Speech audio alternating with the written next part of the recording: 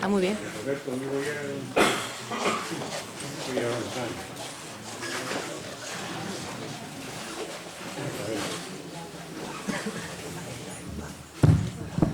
Buenas noches, sean todos bienvenidos a esta su casa porque una institución de más de que va a ser 200 años, pues de todo, patrimonio de todos aquí.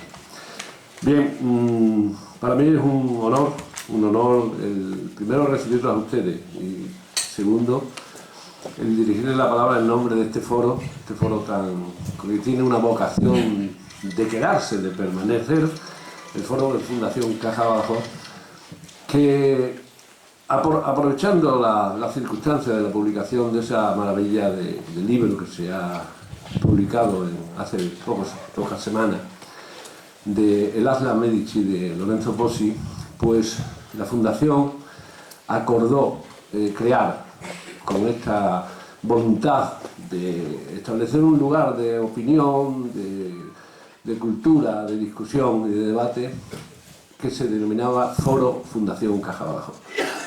Y ella, como buena hija, pues elige a su madre para localizar el sitio de desarrollarlo.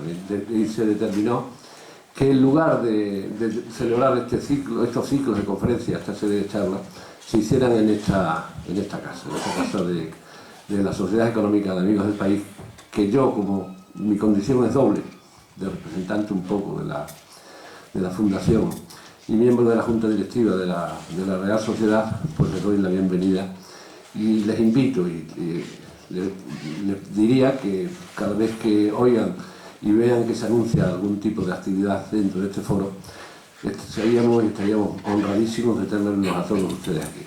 Bien, hoy, que es el segundo acto, la segunda conferencia de este foro, de este acontecimiento, para mí es primero un honor presentar al cronista oficial de la ciudad, pues es siempre realmente fácil porque es una persona que se presenta solo.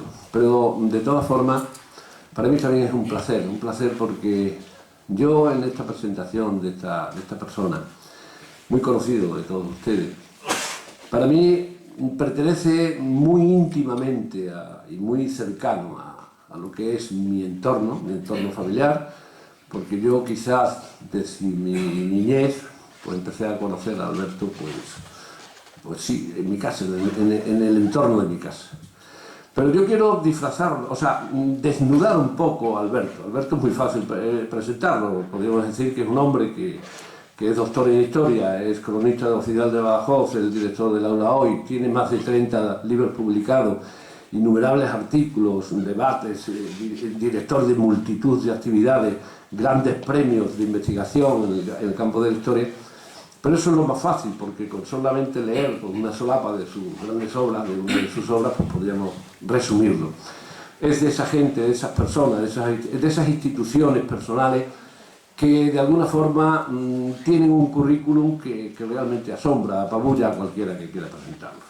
Pero quiero presentarlo a ese Alberto que es más el entrañable, el cercano, el que yo conocía, el que la gente posiblemente no recuerda porque lo ven con su pipa, que yo creo que ni se traga el humo, porque yo creo que es un hábito y yo quisiera quitarle la barbacana y verle a ese muchacho pues realmente jovial, realmente ocurrente, que lo veía pues recitar desde el Raboncero Gitano, desde la terraza de mi casa, y continuamente con unas capacidades de ocurrencia que es muy probable que a la gente de Badajoz no se hayan ni siquiera preocupado, ni siquiera conozcan a ese Alberto que fue capaz de ser una persona que está y pertenece a una generación, esa generación que en parte hemos estado un poco hablando, que nace en el año 41, donde no hay nada, esa generación que podría ser el carburo y de las sandalias de goma o del palo gazú,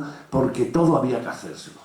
Ser algo en esa época, ser algo en la cultura era realmente difícil. El ser doctor en historia de una persona que nació en el año 41, que no tiene una situación familiar que le permitiera poder irse a estudiar a las mejores universidades, sino que con su trabajo y con su tesón y su afición pues es capaz de llegar a donde ha llegado. Es un hombre que pertenece a Badajoz como cualquiera de los rincones y de las personalidades y de los tipos que Badajoz tiene. Está dentro del entorno de la cultura y del costumbrismo real de la ciudad. Una ciudad que para él no le es nada extraño, la conoce en profundidad, la conoce en todos sus recovecos y en todas sus facetas. No ya solo la cultura de gran altura, que de siempre la ha trabajado, porque esa tesis doctoral de la arquitectura extremeña se ha hecho a base de ir viendo fachada por fachada, herrería por herrería, ciudad por ciudad, para llegar a crear un cuerpo de investigación grande. Sus trabajos son tremendamente celebrados en todas partes. Yo me encontré a una persona muy importante dentro de la investigación de Manuel Godoy y me recomendaba el libro de Emilio La Parra. Y es curioso como Emilio La Parra, quizás que sea una de las mejores obras que se han hecho sobre Godoy, y cita a Alberto multitud de veces. Es decir, que tenemos a un hombre, a un intelectual de muchísima altura, que debemos estar realmente contentos y orgullosos de tener el representante y el cronista de esta ciudad, porque realmente la ciudad no creo que se pudiera merecer otro cronista como él. Bienvenido, Alberto, y ahí te... Espérate que tome aire.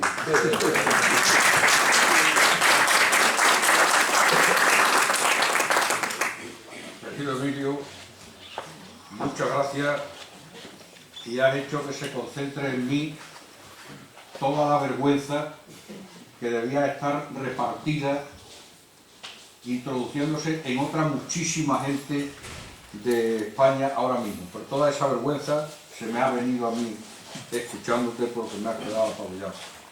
Muchas gracias. Muchas gracias a Caja Badajoz, naturalmente. Muchas gracias a esta también, mi casa, la económica.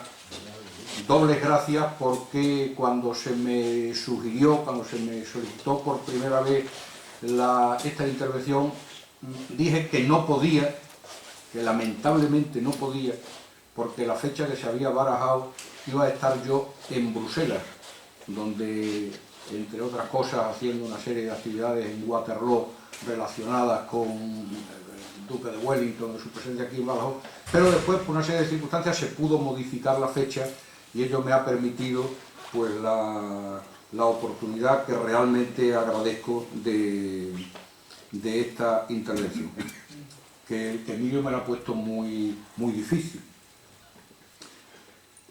Se ha hablado muchas veces de Badajoz. Afortunadamente, Badajoz ha despertado un interés por su propio conocimiento en los últimos tiempos.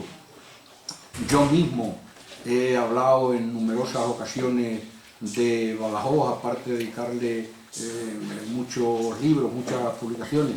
Por eso resulta difícil no repetirse y tratar de introducir algún elemento diferencial nuevo que además tenga el suficiente atractivo que resulta necesario en una conferencia, que sin detrimento del rigor en el dato y en la investigación, pues tiene que ser una cosa de carácter general mínimamente atractivo. Por eso, reflexionando, a mí me pareció que podía ser un enfoque interesante, un enfoque además muy significativo, el hablar de Badajoz con el epígrafe, con el título que le puse a la conferencia.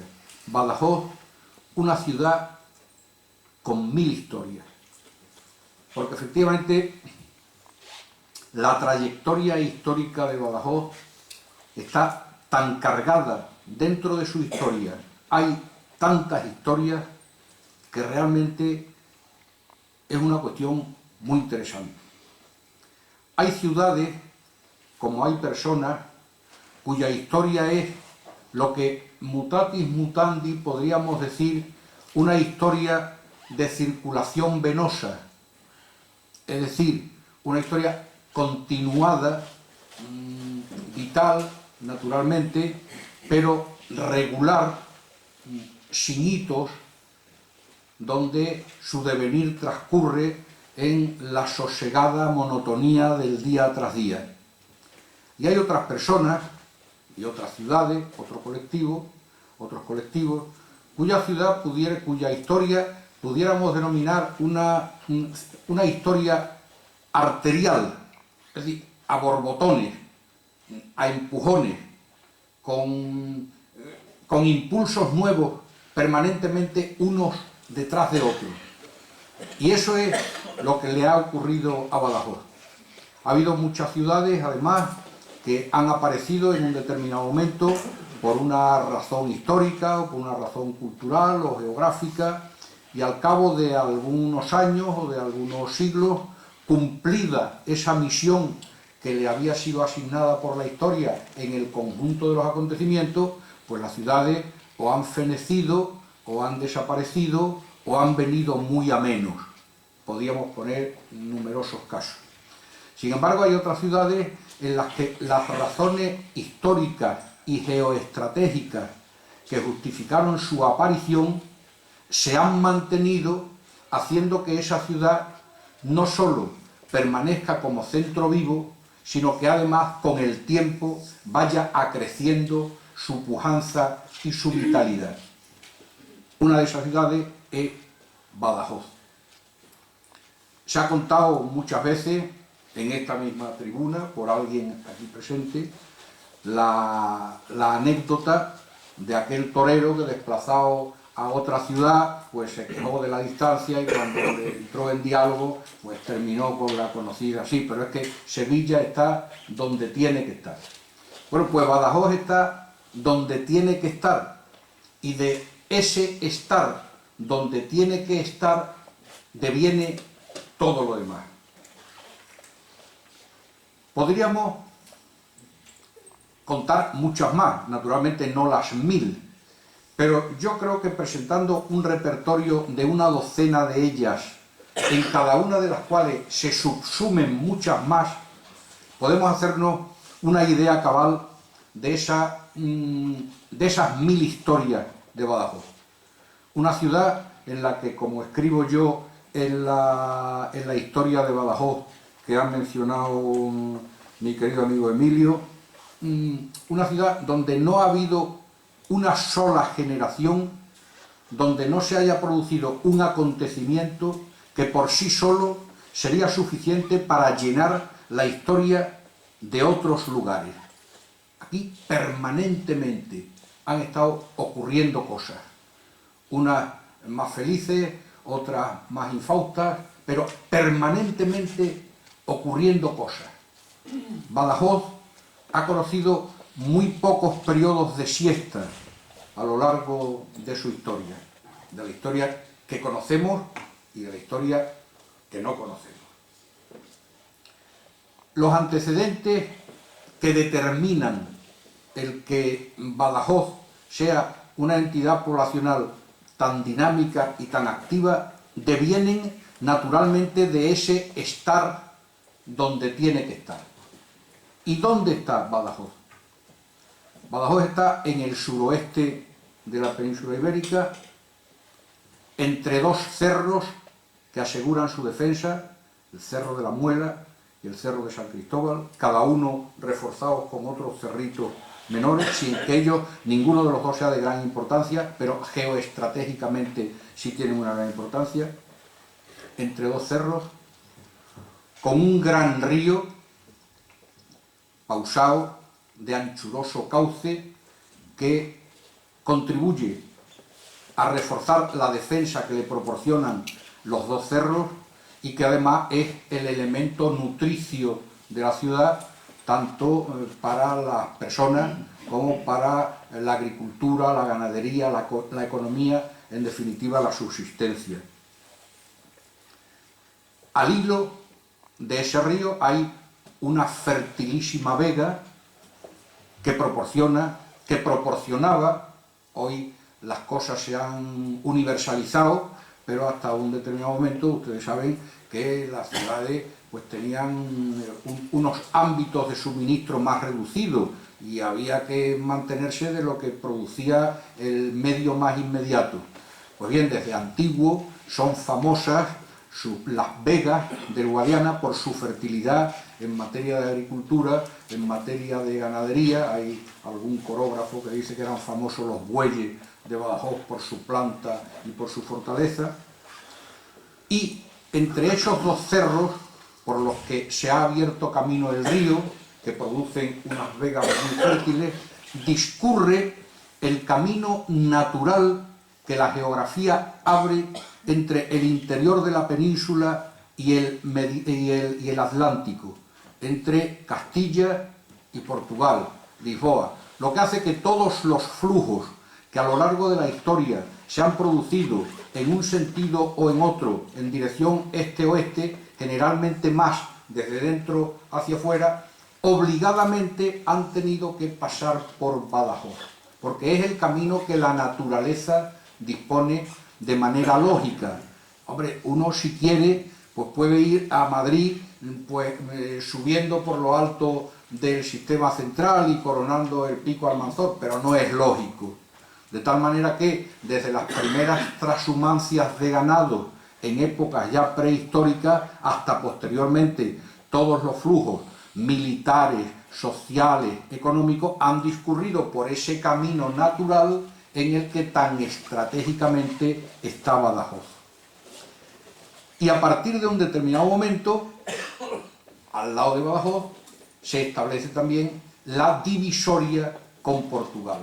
Divisoria que es política a partir de un determinado momento, en la Edad Media, pero que ya antes tenía un elemento de significación, porque aunque la geografía y la cultura son muy similares, había cosas que ya diferenciaban las dos realidades nacionales de España como un país y Portugal como otro país.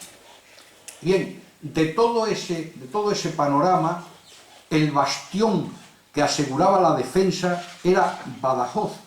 Por eso Badajoz, desde el primer momento, fue una plaza fuerte, porque quien dominara Badajoz, dominaba sus vegas, es decir, los productos y la riqueza que allí se producían, controlaba el paso en un sentido o en otro, lo cual, en un ámbito tan crítico como es una zona fronteriza en permanente pugna, pues tiene un valor incalculable.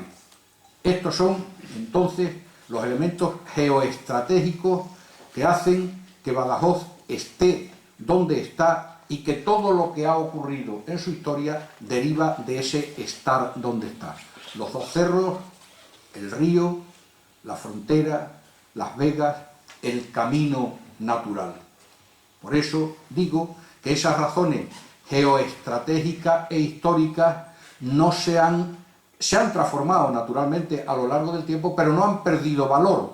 Es decir, si en un determinado momento la importancia de Badajoz como bastión que regulaba el paso entre España y Portugal, como puerta que en unas ocasiones se cerraba y que en otras ocasiones se abría, haciendo de Badajoz el último bastión occidental de Castilla, de España, cuando las fronteras desaparecen, el valor de Badajoz cobra una nueva dimensión, porque se convierte esta ciudad en el paso natural también de todos los flujos económicos, de todos los flujos de mercancías, de todos los flujos de personas entre España y Portugal. A partir de ahí vamos a ver, naturalmente de manera telegráfica, una docena de historias de Badajoz. Es decir, la historia de Badajoz es un enorme poliedro con 1000 caras, con muchas realidades. Nosotros vamos a mirar en perpendicular a una docena de esas caras, de esas historias. Badajoz tiene una historia remota, porque Badajoz ya fue, no se llamaba Badajoz, este enclave, fue un sitio donde están documentados y estudiados asentamientos poblacionales desde la más remota prehistoria, desde el Paleolítico. Hay habitantes, hay grupos documentados de la época del Paleolítico, del Neolítico, del Calcolítico, de la Edad del Cobre, de la Edad del Hierro, según los elementos propios de cada época. Unas veces aparecen los asentamientos en lo alto de los cerros Cerro de la Muela, el Cerro de San Cristóbal, el Cerro de Basarnal, y en otras ocasiones aparecen en la llanura de la Vega, cerca del agua, donde se producían pues, los pastos para los ganados y más posteriormente ya los cultivos. Es decir, Badajoz no empieza en el año 875, que es la fecha que le ponemos al asentamiento ex novo de Immarwan, sino que Badajoz tiene una historia prehistórica, valga el contrasentido, porque hay asentamientos documentados desde la época paleolítica. Badajoz tiene también una historia remota de época romana, muy controvertida. Naturalmente hay pobladores prerromanos, los más cercanos a nosotros ya, edad del cobre, edad del hierro, pero hay una población romana en Badajoz. No es que Badajoz fuera una ciudad romana, no está documentado, esa es una de las grandes controversias de los investigadores, pero sí que en el entorno de Badajoz, sobre todo aprovechando las vegas, hay también documentada y muy bien estudiada cantidad de asentamientos romanos, aquellas vilaes que eran pues casi como pueblo, enormes cortijos, autosuficientes, donde vivían 200, 300 personas dedicadas al cultivo de la tierra. El más conocido, por no irnos además demasiado lejos, es la villa de las Tomas, la conocida por las Tomas, que está exactamente al lado del periódico Hoy, donde hasta hace poco tiempo pues, se conservaban los cubos y los canales de canalización de los riegos de la villa romana que allí estaba instalada. Posteriormente han aparecido cantidad de lápidas, de epitafios, de losas con inscripciones que denotan que incluso en lo que hoy es nuestra ciudad pudo haber algún tipo de asentamiento, pero sobre todo una población rica en el entorno de las vegas del Guadiana. Badajoz tuvo una historia visigoda, oscura, poco conocida, con pocos testimonios, pero con los suficientes como para permitirnos decir que Badajoz también tuvo una historia visigoda. La Plaza Alta todavía tiene algunos capiteles, algunos cimacios procedentes de antiguas construcciones visigodas. En esto, pues los historiadores y los investigadores, pues cada uno tenemos nuestra teoría y enfocamos las cosas de una manera. Hay quien tiene alguna teoría más peregrina. Todos los restos romanos y todos los restos visigodos que hoy aparecen en Badajoz o que aparecieron sobre todo a partir del siglo XIX fueron traídos desde fuera. No parece que tenga mucha lógica que nadie traiga unos carros de cimacios visigodos o de lápidas romanas desde Mérida para construir en Badajoz, pero podía ser. Hay quien sostiene que han aparecido in situ correspondiendo a edificaciones y a instituciones más o menos importantes que en su momento estuvieron en el propio Badajoz. Y Badajoz tiene una historia curiosa, legendaria, amañada por los cronistas y por los corógrafos, sobre todo del siglo XVI, en aplicación de aquella teoría de esa época que tenían los investigadores locales de atribuir a su ciudad la máxima antigüedad posible, en el entendimiento de que cuanto más antigua era una ciudad, mejor era esa ciudad. Lo que hace que doctos, escritores y cronistas de Badajoz del siglo XVI, del siglo XVII, incluso del siglo XVIII, me refiero a Diego Suárez de Figueroa, por ejemplo, el más moderno del XVIII, o a Rodrigo Dosma del siglo XVI, que urden unas historias que son realmente fantásticas, son realmente curiosas. Es decir, según estos cronistas, o algunos de estos cronistas, Badajoz fue fundada por un nieto de Noé, por Túbal. Y además, cronistas puntillosos dan incluso el año exacto, el año 166 antes del diluvio. Después del diluvio. Hay cronistas que ponen como primer obispo de Badajoz nada menos que a Santiago el Mayor. Hay quien hacen de Badajoz el punto fuerte donde Leovigildo, estamos hablando ya un poco después de que huye los hermanos Leovigildo y Hermenegildo en aquellas guerras civiles visigodas, viene a establecer un punto fuerte en Badajoz. Badajoz, en esa historia remota, legendaria, oscura, llena de fantasías y de nieblas, pues es considerada como la Pax Augusta romana, que realmente se ha demostrado que no existió nunca, o es citada como la Badía o Budía celta, o es también considerada, hay una inscripción todavía en el frontispicio de la puerta que permite el acceso a la Alcazaba desde la Plaza Alta, que la llama Civitas Pacis, en relación con la supuesta paz que en Badajoz firmó con los romanos Viriatur. Es decir, Badajoz tiene también sus historias nebulosas, sus historias curiosas, sus historias de fantasía. Badajoz tiene una historia árabe muy potente. Badajoz fue una ciudad árabe más de 3 siglos y medio.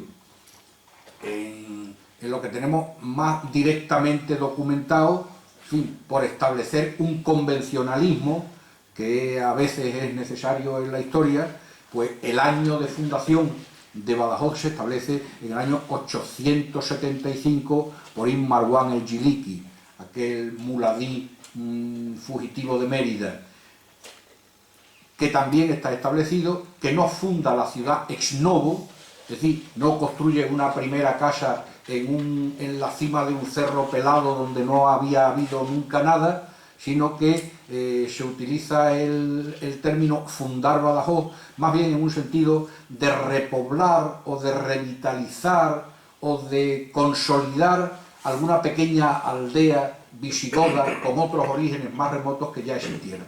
Pero por tomar ese convencionalismo, en el año 875 suele ser el año que fijamos como el de la fundación de Badajoz. Y Badajoz sigue siendo una ciudad árabe hasta 1230, en que es conquistada para los cristianos por Alfonso IX de León.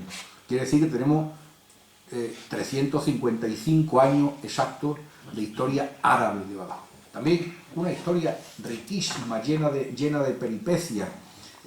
Aquel Ibn Marwan, que era un personaje riquísimo, lleno de matices, que se consolida en el poder y se lo entrega a 2 hijos suyos, y después viene, se ha aireado mucho con motivo del milenario Sapur, aquel liberto persa que es nombrado gobernador de Mérida y después él se declara primer rey independiente de Badajoz del califato de Córdoba, al que traiciona uno de sus hombres de confianza, Ibn al-Aftah, Moslama, el hijo del mono o el hijo del chato, que inicia la dinastía aftásida que durante el siglo XI hace de Badajoz no solo el reino territorialmente más extenso y militarmente de los más fuertes de la península, sino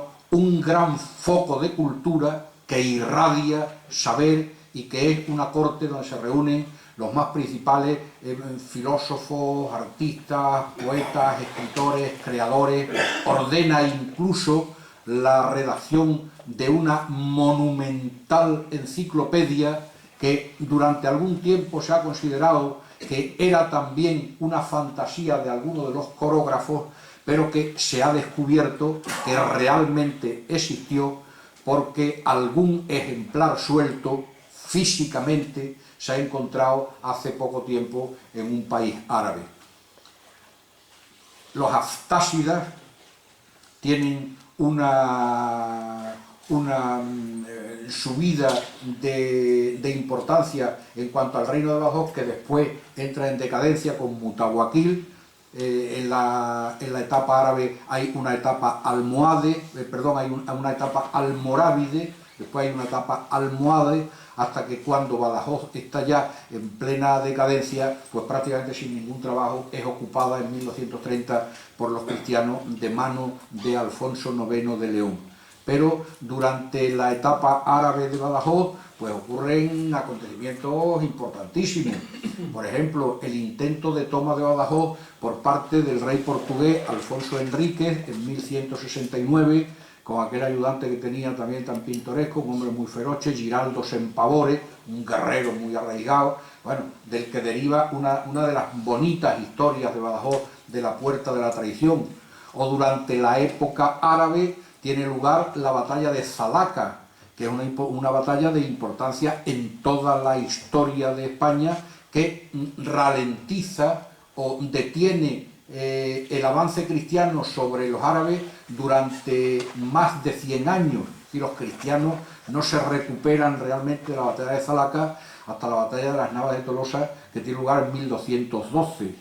Y Badajoz conserva de esa época árabe, aunque no fuera algunos rasgos de carácter que algunos etólogos pues atribuyen a nuestra ciudad, el monumento más representativo, la Alcazaba, esa inmensa Alcazaba, la mayor en extensión de España, de una importancia militar y estratégica fundamental, que en sí misma es un monumento y en la que destaca la Torre de Espantaperros, que es uno de los símbolos distintivos de nuestra ciudad. Torre de Espantaperros, que digamos de paso, en algunas publicaciones menos avisadas se dice Torre de Espantaperros de Badajoz semejante a la Torre del Oro de Sevilla, la Torre de Espantaperros de Badajoz o Torre del Alpendi se hace a mediados del siglo XIII, medio siglo antes que la Torre del Oro.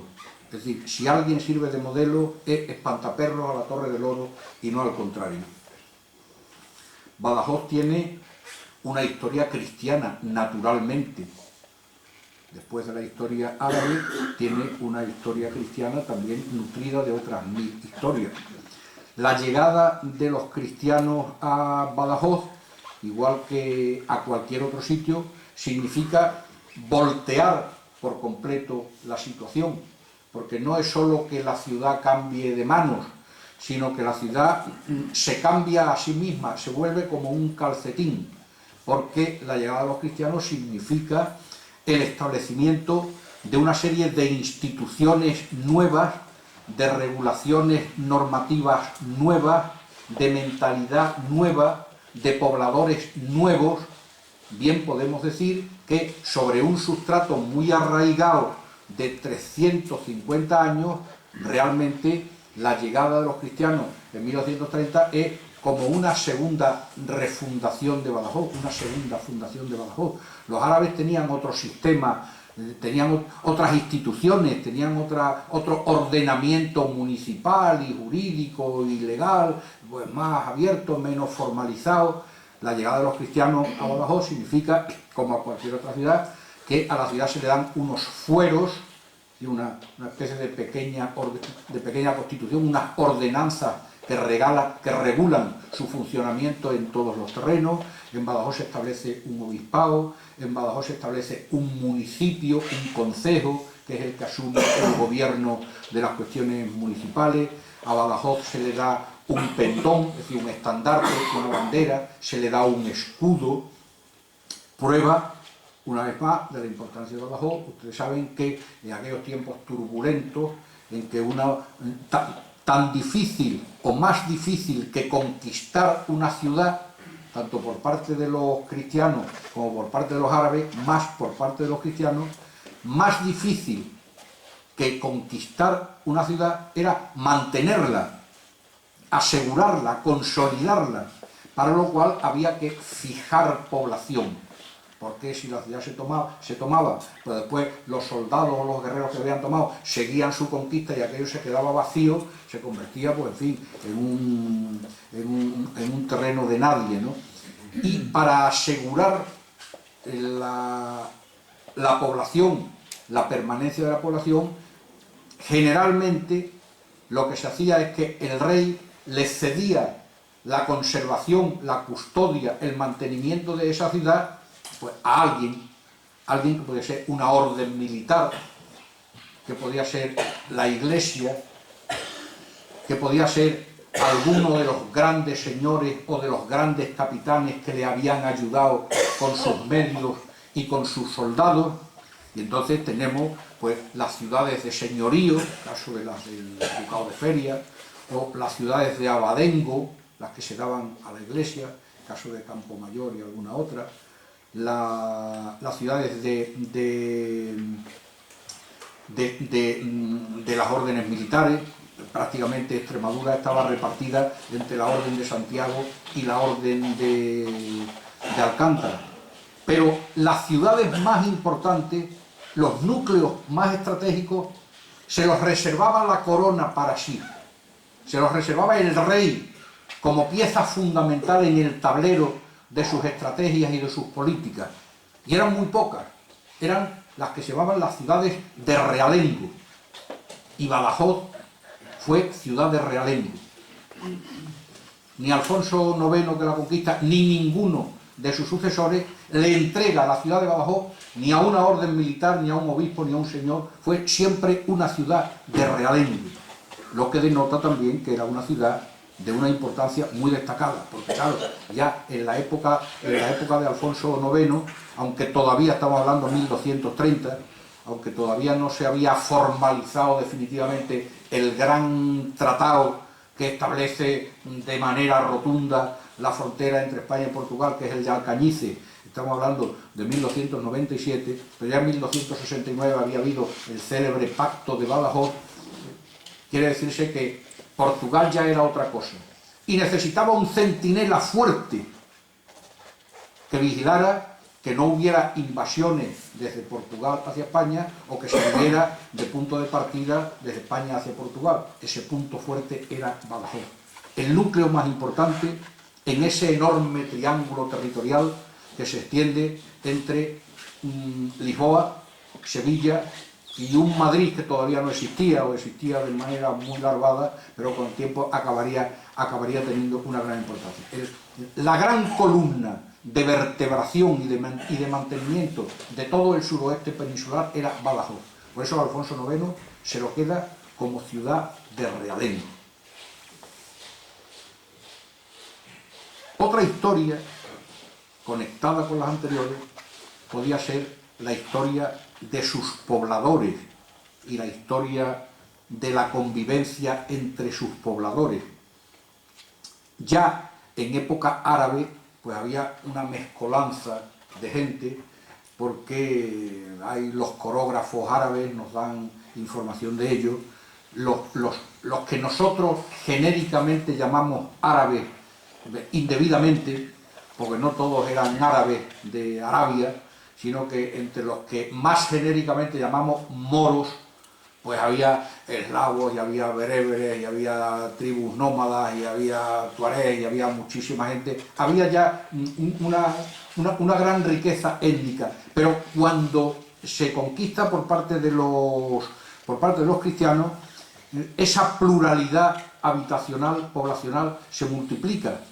Primero, porque muchos de los antiguos habitantes de Badajoz se quedan en Badajoz, porque a diferencia de otras ciudades, en Badajoz no es tomado por los cristianos al asalto.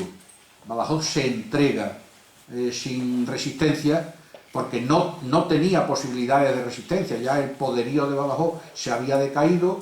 El Abenhud, el último rey procedente, el último emir procedente de Córdoba, que había venido a intentar socorrer a Badajoz, es derrotado en Mérida, y Badajoz no tiene defensa, y de acuerdo con las leyes bélicas de la época, la ciudad que ofrecía resistencia pues era arrasada y sometida a expolio y a botín, en fin, objeto de todas las barbaridades, y la ciudad que se entregaba, que se abría, también sufría desmanes, pero naturalmente mucho menos. Y uno de los más importantes es que los antiguos ocupantes, mediante distintos tratos con el conquistador, podía continuar viviendo en esa ciudad, pagando más impuestos o tal, pero en fin, más o menos podía seguir. Y gran parte de la población árabe se queda en Badajoz cuando llegan los cristianos. Y los cristianos son una avalancha absolutamente heterogénea. Con las tropas de Alfonso IX, pues venían gentes de León, de Castilla, bejaranos, transmeranos, francos, transpirenaicos, portugueses, en fin, había una mezcla. Y aquí en Badajoz estamos hablando de una ciudad que en ese momento podía tener 2.000, 3.000 habitantes, pues seguramente no había ninguna minoría que estuviera compuesta por más de 300 o 400, había una gran mezcolanza.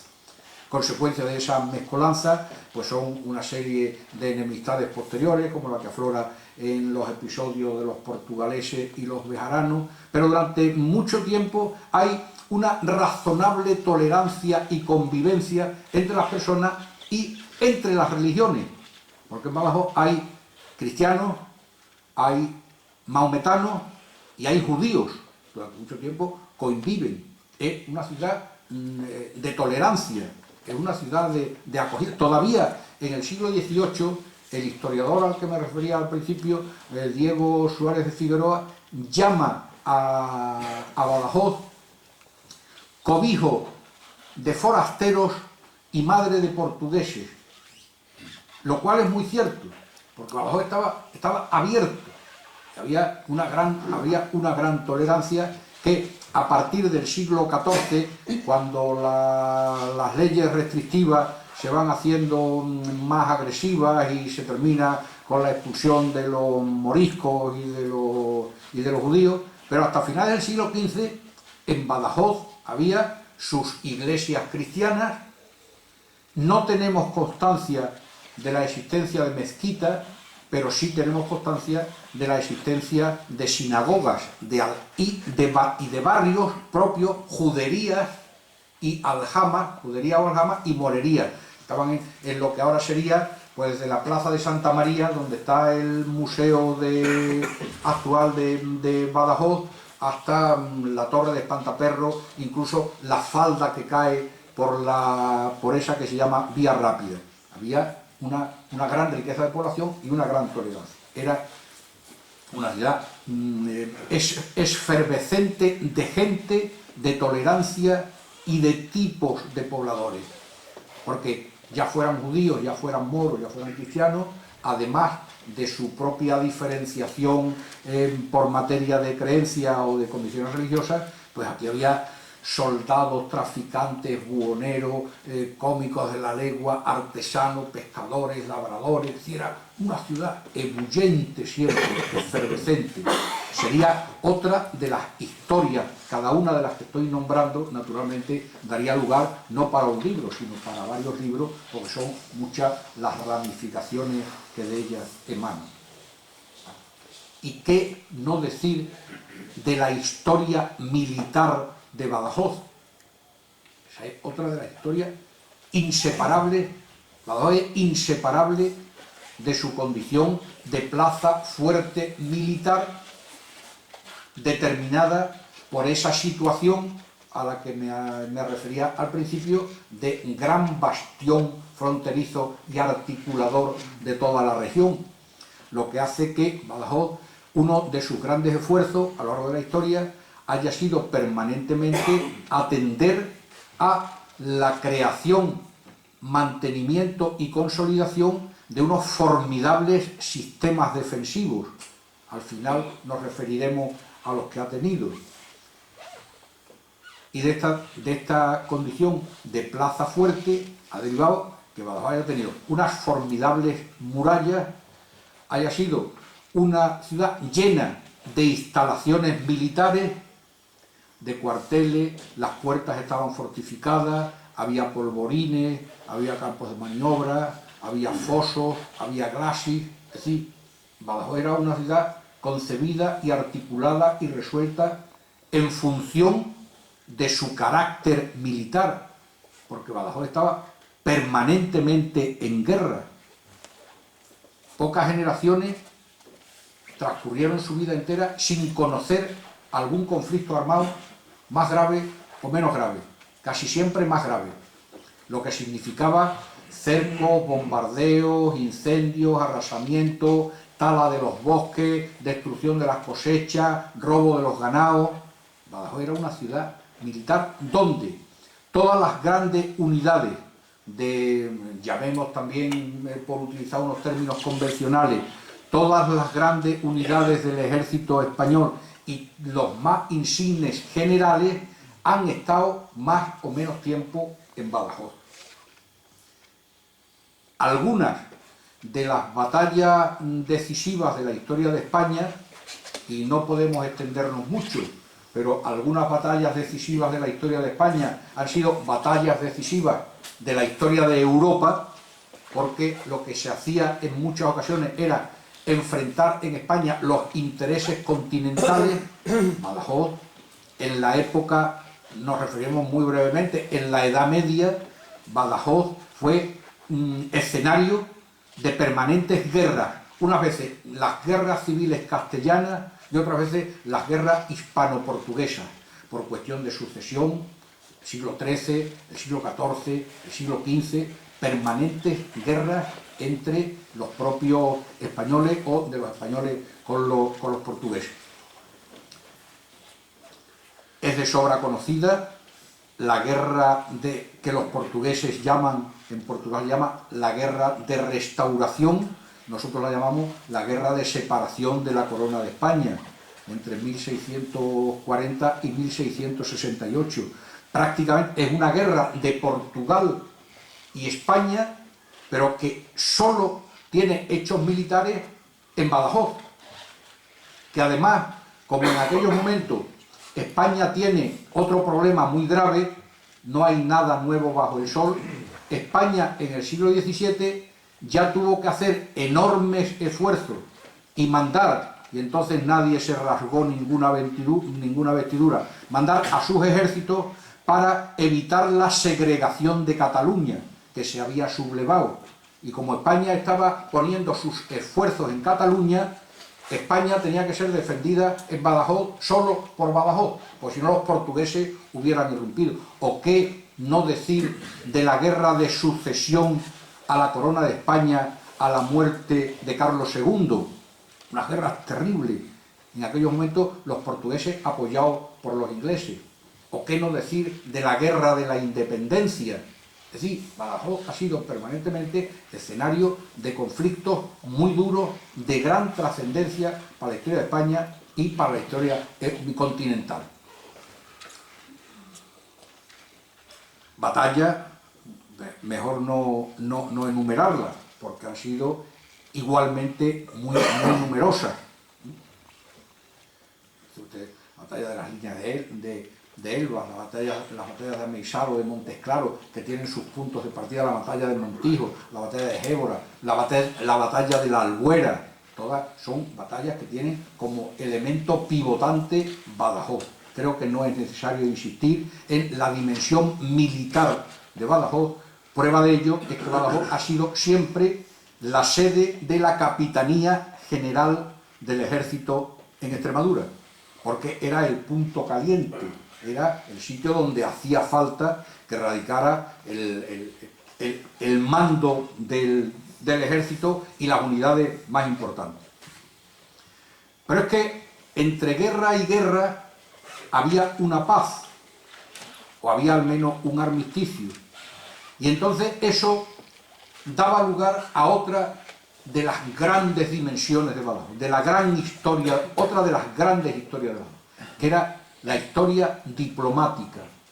Badajoz no solo como centro militar, sino como centro de diplomacia, porque precisamente por esa situación estratégica tan crítica de cara a Portugal y de cara a España, y debido también a esa situación estratégica que la hacía paso obligado, eran permanentes los pasos de reyes de Portugal hacia Castilla, o de reyes de Castilla hacia Portugal, o de miembros de las familias reales que hacían el camino a través de Badajoz, o que tomaban a Badajoz como punto de encuentro.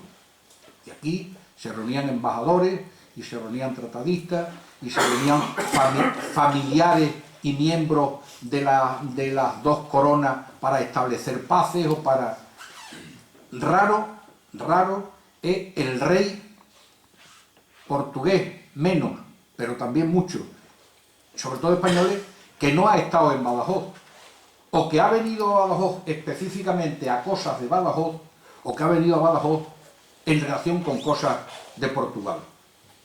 Por ejemplo, citábamos antes, por ir rápidamente, en 1269 Alfonso X se reúne en Badajoz con don Dionís de Portugal, cada uno con un séquito, para establecer, ya había habido muchos anteriormente, pero para establecer en una época difícil para España lo que pudiéramos llamar una claudicación ante Portugal, que es el reconocimiento de Portugal de considerarse como un territorio nacional diferenciado de España de la otra orilla del Guadiana, el célebre Tratado de Badajoz de 1267, apretando un poco de 1269, apretando un poco las clavijas. En 1297 el mismo rey don Dionís le impone a la reina María de Molina ese que fue un tratado durísimo, que fue el Tratado de Alcañices,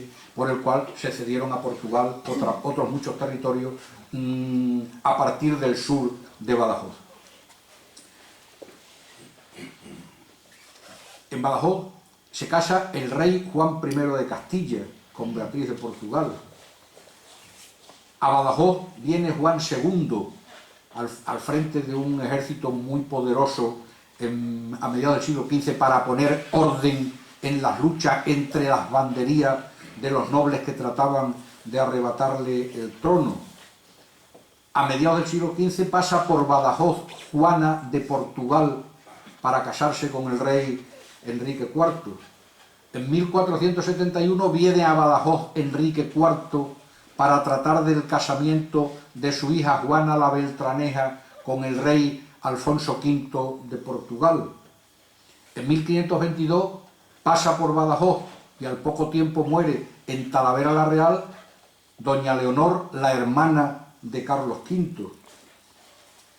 En 1524 Badajoz es el sitio donde tiene lugar una reunión importantísima, que es la llamada reunión de los geógrafos, donde viene desde Juan Sebastián Elcano hasta los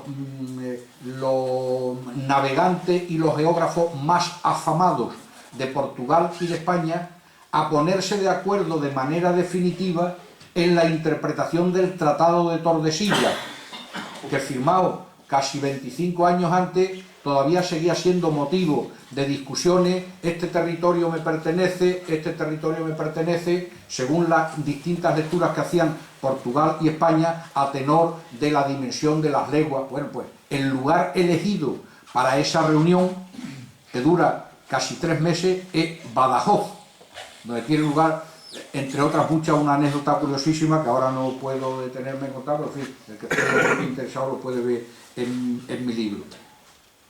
En 1576 viene a Badajoz el rey, estoy dando solo los saltos más grandes, porque hubo otros muchos. En 1576 viene a Badajoz el rey don Sebastián de Portugal, de paso para Guadalupe, donde va a entrevistarse con su tío Felipe II para pedirle ayuda en aquella descabellada aventura de Alcazarquivir. Y la visita del rey don Sebastián pues daría lugar solo a una película, porque fue recibido, el rey Felipe II le dio autoridad para que hiciera lo que le pareciera, soltó a los presos de la cárcel, en fin, una visita de Estado de gran trascendencia. Pero es que en 1580, poco después, el que viene a Badajoz es el propio rey Felipe II, que está viviendo aquí casi 1 año, y aquí muere su mujer, su cuarta esposa, Ana de Austria, que fue enterrada en el convento de Santa Ana. En 1621 viene Felipe III. En 1729, seguimos dando grandes saltos, viene toda la corte, viene Felipe V con aquella reina de un carácter tan fuerte que fue Isabel de Farnesio, para la boda de su hijo, el que después sería el futuro rey Fernando VI, con la hija del rey de Portugal, Bárbara de Braganza, y con un hermano de cada uno, el príncipe de Brasil y Carlota María Victoria, que después sería reina de Portugal y vuelve a pasar otras 2 o 3 veces por Badajoz. Y aquí viene Carlos IV, con Godoy viene 2 veces, 1796 y 1801, a firmar otra de las paces importantes de la historia de España, la paz de Badajoz, por la que España recupera su integridad territorial al recuperar Olivenza. O sea, es una de las cosas que le tenemos que agradecer a nuestro paisano Manuel Godoy, tan denostado por desconocimiento. En 1860 viene la reina Isabel II a inaugurar, luego viene más veces, a inaugurar el primer tramo todavía no concluido de la línea de ferrocarril Madrid-Lisboa. Es decir, Badajoz es un centro de una importancia extraordinaria también como sede de encuentros diplomáticos, de visitas de reyes, de acuerdos, porque aquí venían, otras muchas veces no venían los reyes, pero venían grandes dignatarios a establecer las condiciones, los acuerdos de bodas de hijos de una casa real con hijos o hijas de la otra casa real. Pero es que si importante es la historia militar o la historia diplomática, al mismo nivel está la historia religiosa. Badajoz es un centro religioso de una importancia extraordinaria. Hagan un pequeño esfuerzo mental y piensen que en la época en que estamos hablando y que se mantiene en esa magnitud hasta prácticamente la guerra civil del 36, Badajoz está encerrada en sus murallas. Y las murallas, la segunda muralla, no la Alcazaba, la muralla abaluartada, encierra un perímetro de una superficie de aproximadamente 120 hectáreas. Para que se hagan una idea, San Francisco es 1 hectárea. Bueno, pues unas 120 veces San Francisco es lo que encierra Badajoz. En ese Badajoz, cuyos habitantes civiles eran nunca más de 7 u 8.000, hasta 10 o 12.000 eran militares, eran soldados. En esa ciudad de 120 hectáreas, que era Badajoz, en el siglo XVIII había 16 enormes conventos. Conventos con unas dimensiones de las que da idea que, por ejemplo, el Paseo de San Francisco, que acabamos de citar, de 1 hectárea, eran las huertas del convento de San Francisco. Y el Parque de Castelar eran las huertas del convento de Santo Domingo. Y el convento de Santa Lucía llegaba hasta la actual Plaza Chica. Y el convento de San Agustín llegaba prácticamente hasta la orilla del río, hasta la fortificación. 16 enormes conventos, lo que significaba una enorme población de frailes y de monjas, de clero regular, pero luego el clero secular también era muy numeroso. La mayoría de las iglesias que conocemos ahora son capillas de antiguos conventos, porque iglesias como iglesias había pocas. Las más antiguas estaban en el interior de la Alcazaba, Las Lágrimas, San Pedro, Concepción, Calatrava, fueron quedando fuera de uso, y iglesias no conventuales había San Andrés y la catedral. Badajoz tenía 2 catedrales, la catedral de Santa María del Castillo y la catedral de San Juan Bautista, que en algunas épocas funcionaban simultáneamente. Cuando se estaban haciendo obras en la catedral de San Juan Bautista y no se podía celebrar oficio y tal, o algunos oficios de los canónigos se celebraban ciudad con 2 catedrales. En Badajoz había, según las enumera Ascensio de Morales en una de sus obras, Badajoz tenía 33 ermitas. 33 ermitas. De ellas, algo menos de la mitad intramuros y el resto en los alrededores. Algunas quedan, le sonará la ermita de San Roque, o le sonará la ermita de Bótoa, había una ermita en Calla, había una ermita en San Gabriel, había una ermita en Valdesevilla, y dentro de la ciudad había otras casi 10 o 12 ermitas. Cofradías asistenciales innumerables, lo que quiere decir que Badajoz también era una ciudad muy teñida del espíritu religioso y de la presencia de los religiosos. Los religiosos, bueno, tenía un magnífico seminario que ocupó en el interior de la ciudad 2 emplazamientos distintos, y la iglesia no solo hacía sus funciones catequísticas o puramente eclesiásticas, sino que tenía una proyección sobre la ciudad importantísima en otros muchos aspectos. Por ejemplo, era un importante cliente de obras de arte, lo que hacía que se mantuvieran pintores, entalladores, doradores, albañiles, arquitectos. ¿Qué decir de la labor asistencial de la iglesia? Hospitales, comedores, hospicios. ¿Qué decir en el terreno de la cultura? En academia eran escritores, eran intelectuales, eran investigadores. Inseparable la historia religiosa de Badajoz. Podíamos hablar de la historia de los hechos insólitos, porque claro, en una ciudad tan rica, en una ciudad tan en ebullición permanente, con tanta cantidad de gente que iba, que venía, de soldados, de comerciantes, de contrabandistas. Aquí ocurrían unas historias curiosísimas. Por ejemplo, por citar 3 o 4 muy rápidamente, quiero terminar a las 9:15 para no consumir más de una hora. Por ejemplo, en 1370, como consecuencia de una de las grandes crisis que tiene Badajoz, esto le ocurrió muchas veces. Badajoz quedó prácticamente despoblado. Badajoz estaba formado por 2 zonas. La que se llamaba la villa de Suso, o villa de arriba, y la villa de Yuso, o villa de abajo. Así la nombran los cronistas. Entonces, le sonará. Entonces, el susodicho es el que ya hemos dicho más arriba.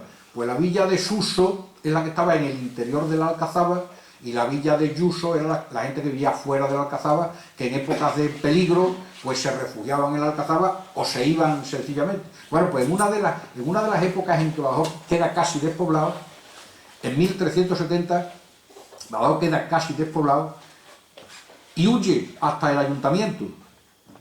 Y entonces hay un ciudadano al que yo le tengo pedida una calle al ayuntamiento, pero ha habido otras urgencias, todavía no se le han puesto, que se llamaba Lorenzo González Pedroso, que por su cuenta se dedicó a repoblar él solo Badajoz. ¿Cómo se dedicó a repoblar Badajoz? Pues se dedicó a recorrer las casas que estaban vacías. La gente había huido y las casas se habían quedado vacías. Y entonces él fue gestionando a distinta gente para que ocupara esas casas. Y cuando el ayuntamiento le pidió cuenta, el hombre hizo una apelación, esgrimió una serie de razones, y el ayuntamiento decidió respaldarlo porque era mejor que Badajoz estuviera poblado que no despoblado. Esto lo cuenta tomando como base un documento que encontró don Ramón Carande, que no es persona sospechosa, la repoblación de Badajoz en 1370 por Lorenzo González Pedroso. En una de sus visitas a Badajoz en 1383 se encuentra en Badajoz Juan I, rey de Castilla, que ha venido aquí a dirimir, porque Badajoz también estaba siempre de pleito, pues que si los ganados se comían los cultivos, que si no se respetaba un fuero que le había dado Alfonso X, que si la villa de Huguela, que era de Badajoz, se le había dado el obispado a los portugueses, siempre había conflictos. Bueno, pues en uno de esos conflictos viene personalmente Juan I a tratar de poner orden. Y Juan I recibe en Badajoz, la reunión se celebra en lo que entonces era el obispado, un edificio que se llamaba el Almacén, recibe nada menos que al rey de Armenia, que viene como enviado por el pachá de Egipto para pedirle relaciones comerciales. Y como presente, el rey de Armenia le regala a Juan I un león. Esto lo cuenta Juan Solano de Figueroa. Quiero decir que no son inventos, son cosas que están... Una cosa insólita. En Badajoz, un rey de Armenia viene a juntarse con un rey de Castilla. Pues sí, señor. Sí, señor. Historias insólitas. Poca gente sabrá que en esa pugna tremenda entre España y Portugal siempre ha estado intentando apoderarse de Badajoz. Pues claro, apoderarse de Badajoz para Portugal significa poner un pie en la orilla izquierda de Guadiana, lo que significa tener prácticamente el campo abierto hasta el interior de la península, porque no hay ningún otro freno, no hay ninguna otra acción. Nunca lo ha conseguido. Solo una vez entran los portugueses en Badajoz y entran por motivo Badajoz. Hay autores que dicen que es por una traición. Yo personalmente pienso que no es debido a ninguna traición, sino simplemente que no había nadie dentro. Y entonces los portugueses entraron. 1396, y Badajoz pertenece a Portugal hasta 1404. Poca gente lo sabe, que hay una época de la historia de Badajoz en que Badajoz es de Portugal. Poca gente sabe que Badajoz financia en cantidad muy importante, yo no sé si lo de la joya de Isabel la Católica será verdad o no será verdad. Lo que sí es verdad, porque eso está documentado, es que una parte muy importante del primer viaje de Colón lo financia Badajoz, merced a una petición que le hace la reina católica al obispo, y vendiendo bulas se saca una cantidad muy importante de dinero que sirve para financiar el viaje de Colón. Poca gente lo sabe. Igual que poca gente sabe también, porque son historias insólitas, que Badajoz se alza contra Carlos I en la guerra de las comunidades. Se habla de Ávila, se habla de Segovia, Badajoz también se alza. Lo que pasa es que es un alzamiento menos significado, mandan tropas a luchar en Villalar y en algunos de los otros enfrentamientos previos, pero luego se aviene a la obediencia a Carlos I, pero Badajoz se alza con las comunidades. Es decir, hay una cantidad de historia curiosa.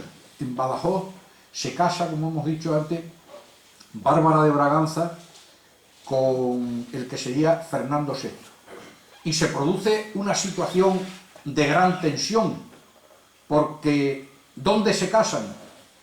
Los portugueses querían que se casara en Elba, para que la reina no saliera de Portugal.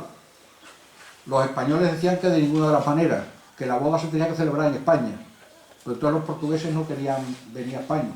Y a alguien, porque antes había gente que pensaba, pero bueno, pues aquí, que se casen ni para ti ni para mí, que se casen en la raya. Y entonces hicieron un palacio encima del río Calla, un palacio de madera, con unos tapices y con una línea pintada donde estaba en la mitad del río. Y entonces Bárbara de Braganza no entró en España y Fernando VI no entró en Portugal. Se hicieron allí una serie de ceremonias y tal, y ya cuando se hizo el formalismo, después sí ya las familias reales unas pasaron al otro lado, hubo partidas de caza, hubo, en fin, una serie de acontecimientos. Eso es una cosa curiosa. En Badajoz, encima del río Cal, hay cantidad de historias insólitas que son otra de la historia, de las 1000 historias de Badajoz. ¿Y qué no decir de las historias de las calamidades? Solo de las calamidades se podían escribir 1000 historias de Badajoz. El río Guadiana se desbordaba, anegaba los campos, en ocasiones pasaba por encima de las murallas, la topografía era otra, y producía unas catástrofes y unos arrasamientos y unos daños tremendos. Pero es que cuando no se desbordaba el río Guadiana es que había unas tremendas sequías, y entonces se producía el agostamiento de los campos, se producían unas hambrunas, se producían unas... Permanentemente había plagas de pájaros, de ratones, de ratas, de mosquitos procedentes de los pantanos que se producían en las épocas de sequía, de langosta. En Badajoz hubo varios terremotos muy importantes. Uno de ellos es el de 1755, pero hubo más. En Badajoz están documentadas varias nevadas también. En Badajoz hubo grandes epidemias de peste, epidemias de cólera, epidemias de tifo, epidemias de viruela. Cuando Felipe II está aquí en Badajoz, hay una tremenda epidemia de gripe, que lo hace enfermar a él mismo también y mata a la reina. La última gran epidemia, está muy bien escrito, porque hay varios libros sobre ello, la epidemia de 1833, la epidemia de peste de 1833, que tiene varias recidivas y llega casi hasta mediados de siglo. Otra historia de Badajoz es la historia intelectual, la historia de la cultura, del pensamiento. En Badajoz, que ha sido una ciudad permanentemente sometida a peligro, a circunstancias militares, a arrasamientos, a defensas de las murallas, es insólita la cantidad de instituciones y de asociaciones de tipo cultural y de tipo intelectual que ha habido, desde las academias que se celebraban ya en el siglo XVII, gente que se reunían para debatir de temas intelectuales, de tipo filosófico. En Badajoz ha habido una cantidad de asociaciones, ha habido casinos, ha habido ateneos, ha habido cantidad de periódicos, los seminarios han sido unos centros de cultura extraordinaria. En Badajoz ha habido una época en que llegaron a existir hasta 6 bandas, unas militares y otras particulares. Ha habido periodistas, escritores. Badajoz ha tenido una vida cultural. Una prueba de ello es esta casa, que no es una asociación que se haya inventado ayer por la mañana. Esta sociedad económica data de 1816. Pero es que ha habido otras muchas, academias médicas, escuelas de artes y oficios, escuelas de dibujo. Ha tenido una efervescencia cultural extraordinaria, una ciudad que, siendo una ciudad militar, pudiera pensar, bueno, no tienen tiempo de pensar en gollerías intelectuales, nada más que hay que preocuparse de los cañonazos. No, pues Badajoz ha tenido una efervescencia cultural y como consecuencia de esa efervescencia cultural y esa efervescencia religiosa y esa efervescencia en otros ámbitos, la nómina de personajes naturales de Badajoz o íntimamente relacionados con Badajoz es interminable. Yo hice hace unos años con el periódico Hoy un libro, un coleccionable, que se llamaba Aquí 100 paisanos, y eran 100 personajes de Badajoz. Y alguna persona me dijo, oye, ¿te habrá sido difícil seleccionar 100 personajes? Digo, dificilísimo, porque tenía una lista de 1000 y he tenido que quitar a 900, porque es que hay, claro, es que de Badajoz, lo nombrábamos hace un momento, de Badajoz es Godoy, pero de Badajoz es Luis de Morales, y Juan Vázquez, y García Sánchez de Badajoz. Los cuatro piezas fundamentales en esa época turbulenta de las guerras civiles castellanas que hablábamos en el siglo XV, Beltrán de la Cueva, Alonso de Badajoz, Fernando de Badajoz y Francisco de Badajoz, fueron los secretarios de los reyes Enrique IV y posteriormente los reyes católicos. Digamos, sus diplomáticos, su estado mayor. De Badajoz era Cristóbal Oudrí. En Badajoz estuvo el duque de San Germán. De Badajoz era, y si no era de Badajoz, como si lo hubiera sido, Gaspar Méndez y Valentín Falcato, dos extraordinarios arquitectos. Por irnos a una época más moderna, bueno, de Badajoz era Romero de Cepeda, Sebastián Montero de Espinosa, el Marqués de Bay, y en época más moderna, en fin, hemos tenido los Lucenti, los Estrada, el arquitecto Juan de Badajoz, Ramón de Lurumbe, Luis Portel, y en época más moderna, pues podríamos hablar de Teresa Istúriz, una extraordinaria cantante de ópera, Joaquín Valverde, compositor de zarzuela, Pedro González Sepúlveda, el grabador de la Casa Real, un escritor curioso con nombre de cantante de boleros, Lorenzo Sepúlveda, escritor de la época de Romero de Cepeda. Es decir, Badajoz ha dado una nombre. Y si nos venimos a la época más moderna, tampoco es una fuente que se haya secado, porque desde los Covarsí, padre e hijo, don Enrique Segura, Felipe Checa, el maestro Ortiz, Anselmo Arenas, Tomás el Romero de Castilla, y alguna gloria todavía presente como nuestro querido presidente Francisco Pedraja, Enrique Segura Otaño, Bonifacio Gil. Es decir, Badajoz es que levantas una piedra y te salen 4 o 5 personalidades muy destacadas en el nombre, en el campo de la cultura, del arte, del pensamiento. Y terminamos. Otra de las historias podía ser el Badajoz actual. Yo digo de manera gráfica, a mí me gusta la imagen, que en su crecimiento, en su desarrollo, Badajoz ha ido experimentando una metamorfosis complicada. Se va transformando de una cosa en otra, completamente distinta y diferente.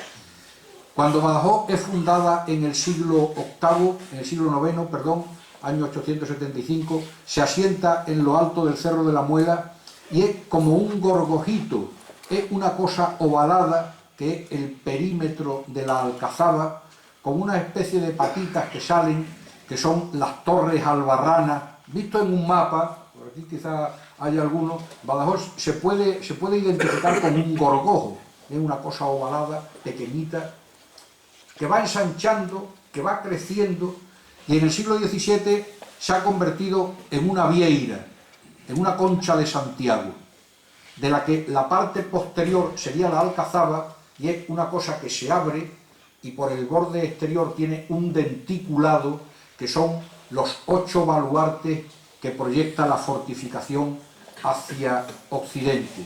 Es exactamente una vieira. Y con esa forma de vieira se queda prácticamente hasta nuestro tiempo, hasta bien avanzado ya el siglo XX, en que la vieira se convierte en una gigantesca mariposa. Si ustedes ven un plano de Badajoz de ahora, Badajoz ofrece la imagen de una gigantesca mariposa, de la que el cuerpo sería el río Guadiana, un ala sería la ciudad tradicional que se extiende sobre la orilla izquierda, y la otra ala sería ese tremendo crecimiento de tejido que se ha producido en la orilla derecha. Una mariposa gigantesca que ha llegado hasta la misma frontera de Calla y que en los radios de las carreteras se ha expandido de una manera inconcebible. El gorgojillo de la época árabe tenía una superficie de 10 hectáreas. La fortificación abaluartada que asemeja una vieira encierra una superficie de 120 hectáreas. Y el Badajoz actual, más o menos, porque ahora no hay una línea tan definida de muralla de lo que está dentro y de lo que está fuera, el Badajoz actual ocupa una superficie de unas 3.500 hectáreas. 3.500 hectáreas. Es decir, la metamorfosis ha sido realmente espectacular. 3 datos, para que les sirvan también de referencia del Badajoz actual. Hasta la Guerra de la Independencia, pequeñas fluctuaciones, poco más, un poco menos, Badajoz no superó nunca los 10.000 habitantes. A mediados del siglo XIX, Badajoz se ha recuperado y tiene un poquito más. Pero es que entra en el siglo XX, Badajoz entra en el siglo XX con 25.000 habitantes.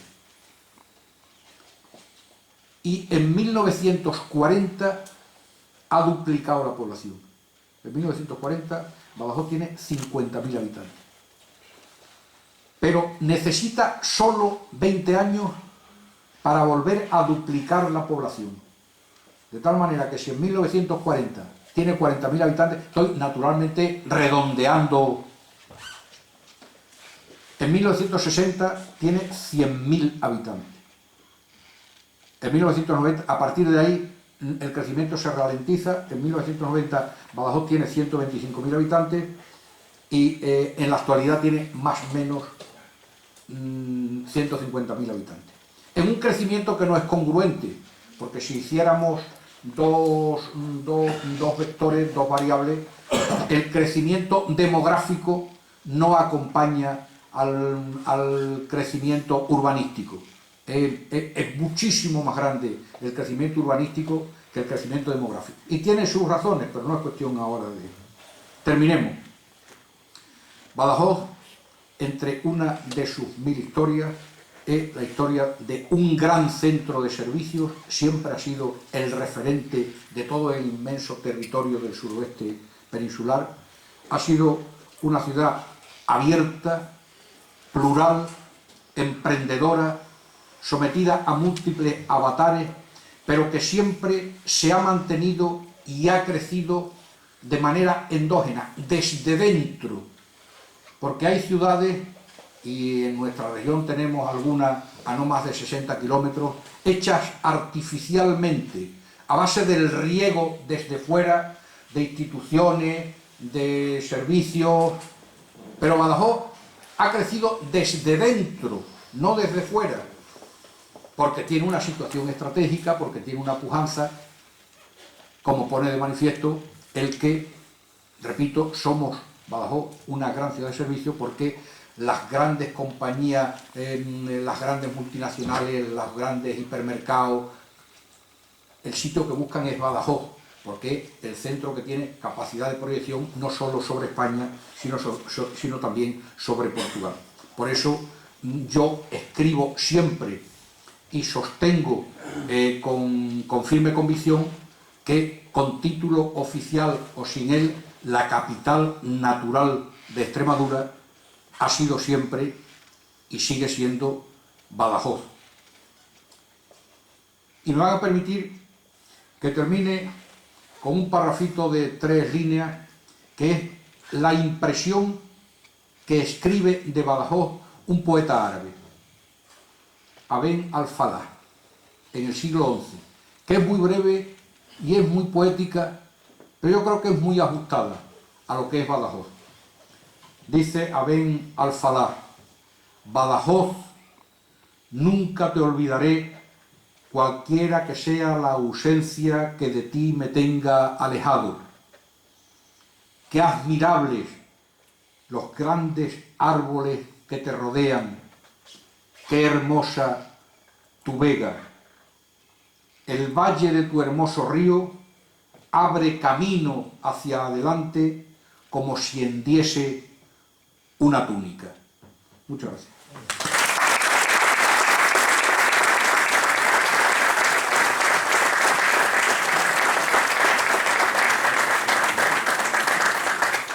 Bien, yo creo que en la magnífica conferencia que nos acaban de ofrecer, no sé si deja, pues no sé, alguna duda pendiente. De todas formas, él me lo dice, me lo acaba de decir, que si alguien quisiera preguntar algo, es el momento de ustedes.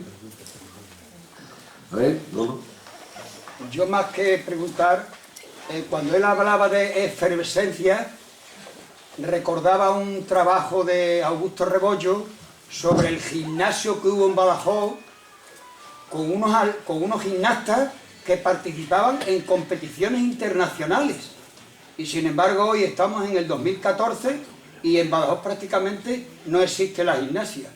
O sea que esa efervescencia que hablaba era de un nivel a eso, en esa época, era de un valor extraordinario a nivel nacional.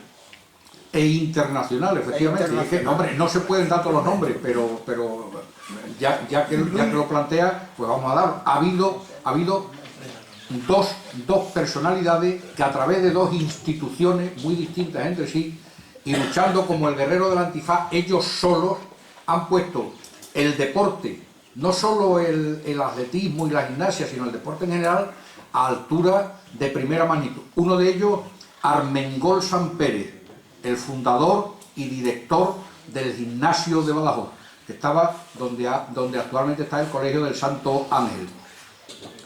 Su hija, otra personalidad muy conocida de Badajoz, nos ha dado vida a mucha gente, doña Pilar San Pérez.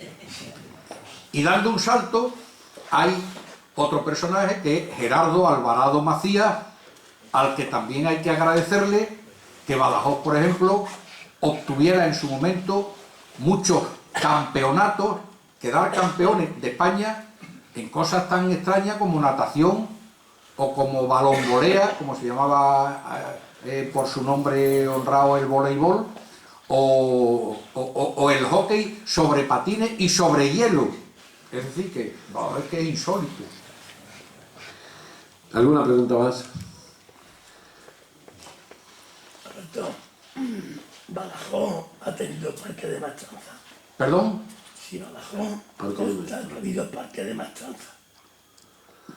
Eso es un poco un pleonasmo, porque parque de maestranza es lo mismo. Ha habido parque de artillería o maestranza de artillería y parque de ingenieros. Bien, ¿alguna otra pregunta?